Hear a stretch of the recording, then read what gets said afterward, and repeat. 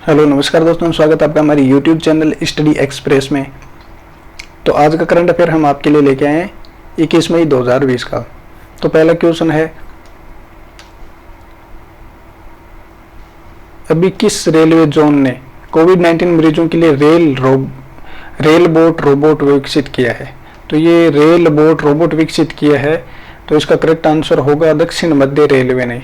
दक्षिण मध्य रेलवे ने, इसका बी ऑप्शन सही होगा। तो दक्षिण मध्य रेलवे ने जो भी कोविड-19 के जो मरीज हैं उनको खाना देने के लिए, मेडिसिन देने के लिए और ये रोबोट विकसित किया है। ये सारा काम खुद कर लेता है, ऐप से संचालित होता है, तो इसमें मतलब रिस्क कम हो जाती है जो भी नर्सेज डॉक्टर्स काम कर रहे हैं तो उनके लिए। तो इसका करेक्ट आंसर होगा ये। और अब हम बात कर लेते हैं रेलवे जोन्स की। तो रेलवे जोन है, तो यहाँ पे टोटल रेलवे जोन पहले तो 17 थे, अभी टोटल एक और बढ़ गया और वो टोटल हो गए हैं 18। और जो 18 रेलवे जोन है वो अभी टोटल 18 है। और अभी देख लेते हैं दक्षिण रेलवे। दक्षिण रेलवे का हेडक्वार्टर है, ये है चेन्नई सेंटर में। दक्षिण पूर्व रेलवे, इसका हेडक्वार्टर है बिलासपुर छत्तीसगढ़ में, सॉरी इसका है कोलकाता में। और दक्षिण पूर्व मध्य इसका है बिलासपुर में। और दक्षिण मध्य रेलवे इसका हेडक्वार्टर है, ये है सिकंदराबाद में। तो चलिए नेक्स्ट क्वेश्चन देखते हैं। अभी किस देश ने ओडिशा और पश्चिम बंगाल से टकराने वाले चक्रवात का नाम अम्फान रखा है? तो ये किस देश ने रखा है? इसका करेक्ट आंसर होगा थाईलैंड, सी। तो थाईलैंड ने अभी जो अम्फान नाम सुना है, चल भी रहा है, पश्चिम बंगाल की साइड तेजी से बढ़ रहा है। तो इसकी स्पीड लगभग 200 किलोमीटर से चल रहा है ये। तो ये हो गया इस अम्फान साइकिल का कुछ, और ये हो गया थाईलैंड का। मैप में देख लो आप। अब थाईलैंड की कैपिटल की बात करते हैं, यह है बैंकॉक और यहाँ की करेंसी है बहत। तो नेक्स्ट क्वेश्चन, अभी इंडियन स्टील एसोसिएशन का नया अध्यक्ष किसे बनाया है या नियुक्त किया है? तो ये जो इंडियन स्टील एसोसिएशन है, इनके नए अध्यक्ष को जो नियुक्त किए गए हैं, ये हैं दिलीप ओमन। तो इसका आंसर सही होगा ए पहला ऑप्शन। तो अपन जैसे 3 ऑप्शन हो रहे हैं, इनकी बात करते हैं और अपन जैसे देख भी लेते हैं। दिलीप ओमन जी, इनको 2 साल के लिए बनाया। और भारत की सबसे बड़ी स्टील फैक्ट्री ये है जिंदल साउथ वेस्ट स्टील। और प्रमोद अग्रवाल जी हैं, ये कोल इंडिया के CMD हैं। और राजीव बंसल हैं, ये है IBM के CEO। और ये अरविंद जी हैं, ये IBM के, और राजीव बंसल है, ये हैं एयर इंडिया के CEO। नेक्स्ट क्वेश्चन, आत्मनिर्भर भारत कार्यक्रम के लिए कौन सा सॉन्ग लॉन्च किया गया है? तो आत्मनिर्भर भारत, जैसे आत्मनिर्भर भारत का ये कार्यक्रम है, इसलिए मोदी जी ने भी बताया था कि आत्मनिर्भर कार्यक्रम पे ध्यान दिया जाए या बढ़ावा दिया जाए इसको। तो इसका जो सॉन्ग है इसके लिए वो है जयतु भारतम। तो इसका करेक्ट आंसर होगा ए ऑप्शन। तो ये जयतु भारतम है, ये लगभग 200 जनों ने मिलके लिखा है और इन 200 जनों ने मिलके गाया है। सॉरी, ये जो आप इमेजेस में देख रहे हैं और भी काफ़ी है, यहाँ पे मोस्टली आ चुके हैं काफ़ी सारे। तो ये 200 लोग यहाँ आ गए हैं। तो इनकी इसमें जो इस गीत को लिखा था, तो इसके राइटर जो भी हैं उनका नाम है प्रसून जोशी। और ये बाकी के जो 2 और दे रखे हैं ऑप्शन, इनका भी अपन देख लेते हैं। तो ये जो हम हार नहीं मानेंगे, ये HDFC ने लॉन्च किया था अभी।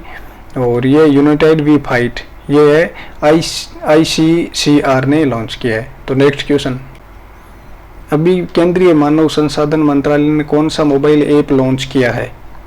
जो केंद्रीय मानव संसाधन मंत्रालय है HMRD, तो इन्होंने अभी एक ऐप लॉन्च किया जिसका नाम है NAT, नेशनल टेस्ट अभय। तो इस ऐप में जो लोग नीट और तैयारी कर रहे हैं, नीट की और JEE की, तो उनके लिए मॉक टेस्ट अवेलेबल है। और इस टेस्ट को देने के बाद उनका रिजल्ट भी हाथों हाथ आ जाता है इस ऐप में। तो कोविड-19 के लॉकडाउन के चलते किसी की पढ़ाई खराब ना हो, इसके लिए MHRD ने ये डेवलप किया है। और ये डेवलप किसने किया है? NAT ने। तो इसका करेक्ट आंसर होगा बी। और अभी जो HRD मंत्री हैं वो है रमेश पोखरियाल जी। नेक्स्ट क्वेश्चन है, विश्व मधुमक्खी दिवस कब मनाया जाता है? तो ये विश्व मधुमक्खी दिवस ये कब मनाया जाता है? इसका करेक्ट आंसर होगा डी, 20 मई को। और ये शुरुआत कब हुई थी? ये शुरुआत हुई थी फर्स्ट टाइम जब मनाया था तो 20 मई 2018 को मनाया था। और इंडिया में लगभग 33% फूड का जो प्रोसेसिंग और वगैरह जिस इसमें है, तो ये मधुमक्खी का उत्पाद जो भी है वो यूज में आते हैं। और इसकी जो थीम है वो है बी इंगेज्ड। तो ये भी थीम भी याद रखना, बी इंगेज्ड। और ये जो मनाया जाता है, ये मनाया जाता है FAO, मतलब फूड एग्रीकल्चर ऑर्गेनाइजेशन।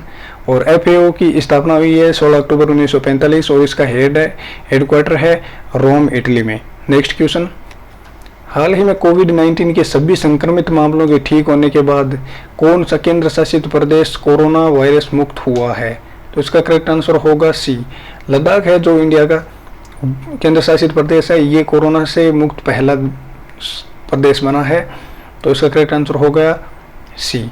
जैसे मैप में आप लद्दाख देख सकते हो यहाँ पे, तो लद्दाख इसका करेक्ट आंसर होगा। और इसके साथ ही अपन और देख लेते हैं, ये 3 मई के बाद 3 मई के बाद कोई भी पॉजिटिव मामला इसमें नहीं आया था। और यहाँ के उपराज्यपाल है राधा कृष्ण माथुर जी। और अपन लद्दाख में देख लेते हैं। इसके अलावा अभी और भी एक स्लोवेनिया देश है, जहाँ पे स्लोवेनिया देश है इंडिया से बाहर, तो वहाँ पे एक भी पॉजिटिव नहीं है, वहाँ भी कोरोना मुक्त हो चुका है वो देश। और अपने भारत में ये प्रदेश जो कोरोना मुक्त हो चुका है। नेक्स्ट क्वेश्चन, अभी चीन ने WHO को कितनी राशि प्रदान मदद करने का ऐलान किया है? तो WHO को चीन ने $2 बिलियन का राशि का मदद करने का ऐलान किया है। तो यहाँ पे चीन की बात हो रही है, मैप में चीन देख लेते हैं यहाँ पे। प्लस WHO की फुल फॉर्म है वर्ल्ड हेल्थ ऑर्गेनाइजेशन। और WHO की स्थापना हुई है, वो भी आप देख लेना, पहले क्वेश्चन में रिवीजन कर सकते हैं। और चीन जहाँ की बीजिंग राजधानी है। और नेक्स्ट क्वेश्चन देखते हैं, लेसोथो के प्रधानमंत्री ने अपने पद से इस्तीफा दे दिया, तो उनका क्या नाम है? लेसोथो के जो प्रधानमंत्री थे उनका क्या नाम है? तो लेसोथो के जो प्रधानमंत्री थे उनका नाम है थॉमस थावेन। तो ये लेसोथो की कैपिटल है मैसूरो। और लेसोथो अपन देख सकते हैं यहाँ पे मैप में, ये रहा। तो इसका करेक्ट आंसर हो गया डी। नेक्स्ट क्वेश्चन की ओर चलते हैं। अभी 2019 का अलेक्जेंडर डेलरिम्पल अवार्ड किसने जीता है? तो ये 2019 का अलेक्जेंडर डेलरिम्पल अवार्ड है, ये जीता है वॉइस एडमिरल विनय बदवार जी ने। और ये इनमें जल सर्वेक्षण का काम करते हैं इंडियन नेवी में, तो इनको ये अवार्ड मिला है। तो इसका करेक्ट आंसर हो गया डी। लास्ट क्वेश्चन की बात करते हैं। लास्ट क्वेश्चन ये पूछा था, अभी अंतर्राष्ट्रीय संग्रहालय दिवस कब मनाया? तो इसका आंसर हो गया ए। आप आज का क्वेश्चन ये रिवीजन के लिए रखा है, NAREDCO के नए महानिदेशक कौन बने? तो इनमें से जो भी करेक्ट आंसर होगा वो आप कमेंट बॉक्स में टाइप करके ज़रूर बताइएगा। अगर वीडियो अच्छा लगे तो लाइक कीजिए, कमेंट कीजिए और अपने दोस्तों के साथ शेयर करना मत भूलिएगा। धन्यवाद, बाय बाय।